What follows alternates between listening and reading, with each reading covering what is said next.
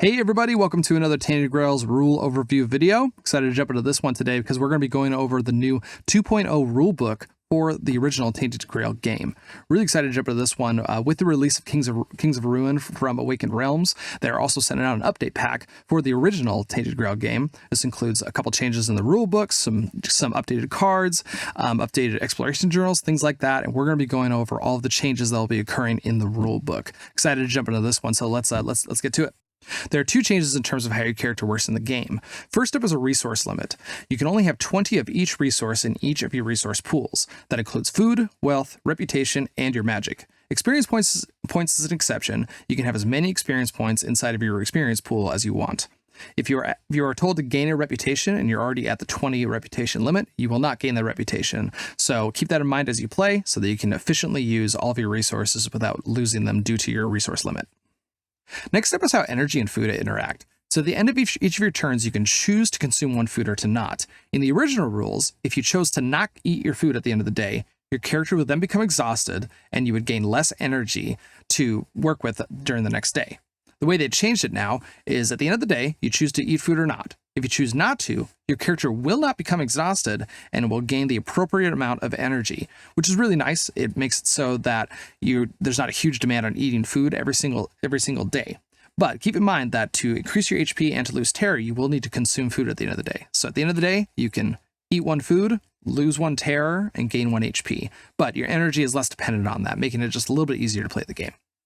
Next up is more of a clarification in terms of how combat and diplomacy work. So if we're taking out the band of highwaymen, and I decide to play a surprise attack, we will resolve all of this from top to bottom, meaning we would add a damage because of this connection, a damage because of this connection. Then we would have the option to pay one magic in order to get an extra damage. Then we would resolve the free slot right down here, and then we would activate the ability. So that's just a good clarification for us, because sometimes you can order in a way that you gain a stronger advantage or it would be less advantageous. So this clarification makes it known that you just resolve it from top to bottom. The other changes in terms of the order of the start of the day phase. The way it works now is that you will actually move the Guardian first, and then you will reveal the event card. Originally, it was swapped. So for example, we would roll that. We would actually move him east, and then we would do an encounter with Arab and the Guardian. We would take care of all of that, finish that sequence, and then we would reveal our next event card. Only other small rule update that is included in the Tainted Grail 2.0 is now there is a start of day phase and an end of day phase. So if you have items that say at the start of the day, gain one magic or gain one food, things like that, there's actually an area that is clearly marked as to when that activates. And if you have multiple items that will activate at the same time, you get to choose in which order those effects are activated.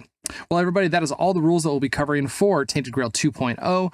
Along with this, there's also going to be some cards, some changes into the exploration journals, things like that, adjusting for the new rules, changing wording and things like that. But nothing other than that, nothing else too major for it.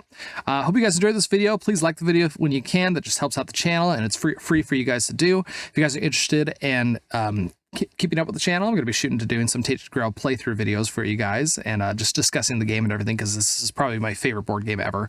This was actually the first board game that kind of got me into the hobby, and yeah, I'm really excited for it, guys. So thanks for guys who were watching. Keep your heads up, and I'll see you next time.